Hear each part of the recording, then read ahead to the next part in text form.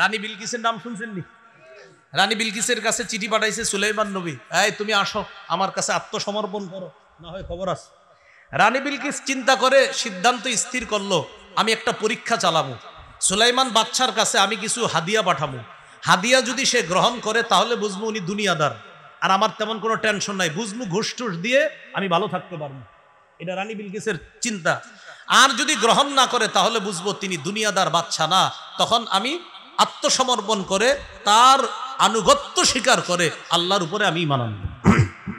৩৫ নম্বর আয়াতটা দেখেন সূরা নামলের, ইন্নী মুরসিলাতুন ইলাইহিম বিহাদিয়া।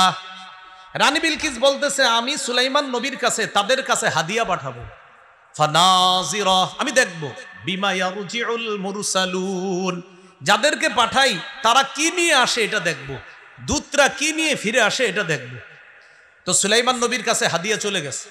ফালাম্মা জাআ সুলাইমান, হাদিয়া নিয়ে যখন প্রতিনিধিরা সুলাইমান নবীর কাছে গেলেন, সুলাইমান নবী বললেন, আতুমিদ্দুনানি বিমাল, তোমরা কি আমাকে টাকা পয়সা দিয়ে মাল সম্পদ দিয়ে সাহায্য করতে চাও? ফামা আতানি আল্লাহ খায়রুম মিম্মা আতাকুম, আল্লাহ আমাকে যা দিয়েছেন, তোমাদেরকে যা দিয়েছেন, এগুলা থেকে আল্লাহ আমাকে যা দিয়েছেন 1000 গুণ বেশি উত্তম, যাও এগুলা ফেরত নিয়ে যাও, এগুলা আমার দরকার নাই। দূতরা যখন এই উপঢৌকন ফেরত নিয়ে গেছে, ঘোষ খাওয়ানো যখন যায় নাই, রানী বিলকিস বুঝতে পারছে তিনি সত্যিকার অর্থে বাদশাহ, আল্লাহর নবী। রানী বিলকিস সুলাইমান নবীর কাছে আসার আগেই আল্লাহ যে এক, এই কথার স্বীকৃতি দিয়ে ঘোষণা দিয়ে সুলাইমান নবীর কাছে এসে বলতেছে, ও বাদশাহ সুলাইমান, আপনার কাছে আসার আগেই আপনার রবের উপর আমি ঈমান এনেছি, আমি আত্মসমর্পণ করেছি। কি শিখলাম? 8 নাম্বার, ঘোষ গ্রহণ করা যাবে না, এটা মুসলিম শাসকের 8 নাম্বার বৈশিষ্ট্য।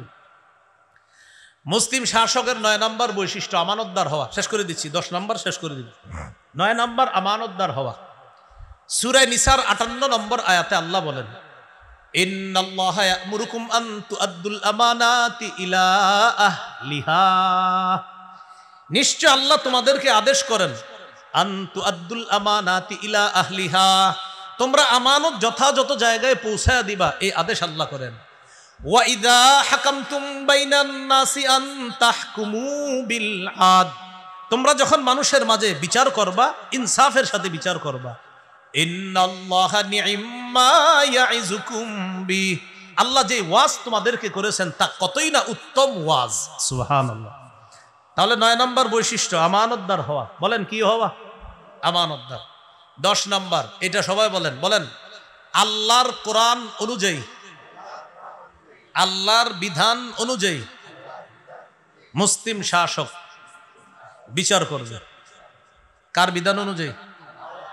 সূরা মাইদা 48 নম্বর আয়াত আল্লাহ তাআলা বলেন, ইন্না আনজালনা ইলাইকাল কিতাবা বিল হক, আমি আপনার কাছে কিতাব পাঠিয়েছি, নাজিল করেছি সত্য সহ, সঠিক কিতাব।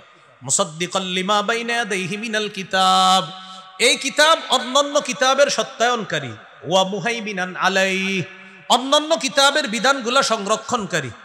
ফাহকুম বাইনাহুম বিমা আনজালাল্লাহ, সুতরাং আপনি ফয়সালা করেন, আপনি বিচার করেন, বিমা, ওই বিধান অনুযায়ী, আনজালাল্লাহ, যা আল্লাহ নাজিল করেছেন। সুবহানাল্লাহ।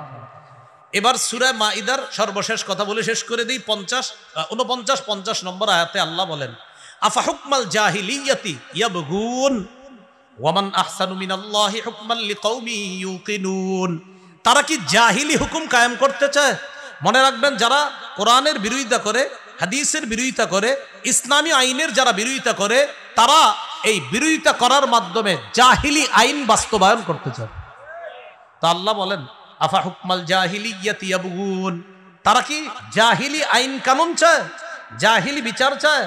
ওয়া মান আহসানু মিনাল্লাহি হুকমান লিকাউমি ইউকিনুন, যারা বিশ্বাসী তাদের জন্য আল্লাহর বিধানের চাইতে উত্তম বিধানদাতা আর কে আছে? সুবহানাল্লাহ।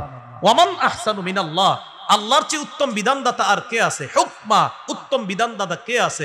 লিকাউমিন, ওই জাতির জন্য, ইউকিনুন, যারা বিশ্বাস করে। এখন বলেন আলহামদুলিল্লাহ বা ইনশাআল্লাহ আমরা আশাবাদী, আমরা বিশ্বাসী জাতি কিনা? এখন বিশ্বাসী জাতির কাছে শ্রেষ্ঠ বিধান কার বিধান? বিশ্বাসী জাতির কাছে শ্রেষ্ঠ বিধানদাতা কে? এখন আমরা কি জাহিলি বিধান চাই না আল্লাহর বিধান? মুসলিম শাসকের 10 নম্বর বৈশিষ্ট্য, আল্লাহর বিধান অনুযায়ী ফয়সালা করবে, আল্লাহর বিধান ছাড়া অন্য কোনো বিধান কামনা করবে না। এই হলো মুসলিম শাসকের 10টা বৈশিষ্ট্য। মুসলিম শাসকের কয়টা কাজ? না কাজ 4টা। মাশাআল্লাহ, কাজ কয়টা আর বৈশিষ্ট্য কয়টা বললাম? এই পর্যন্তই থাক। আল্লাহ আমাদের সকল। আচ্ছা, একটু পূর্বে রয়ে গেছে, খেলাফত কায়েমের শর্ত কয়টা? 2টা। ঈমান নেক আমল। পদ্ধতি কয়টা? দাওয়াত জিহাদ। ভুলে গেছে। খেলাফত কায়েমের শর্ত 2টা, একটা হলো ঈমান নেক আমল, আর পদ্ধতি 2টা, দাওয়াত জিহাদ। খেলাফত কায়েম হোক, এটা আমরা সবাই চাই। আমাদের দেশে যেন আল্লাহ ইসলামী হুকুমত কায়েম করে দেয়, আমরা আল্লাহর কাছে দোয়া করব। আল্লাহ আমাদের সকল যে কথাগুলো শুনলাম বললাম, বিশেষ করে মুসলিম শাসকের যে গুণাবলী, আল্লাহ আমাদের এই দেশে যেন ইসলামী একটা রাষ্ট্র ব্যবস্থা, এই দেশটাকে আল্লাহ বানায় যেন আমাদের দেশে এমন শাসক আল্লাহ তৈরি করে দেয়। দোয়া করা যাবে তো ইনশাআল্লাহ? আল্লাহ তৌফিক দান করেন।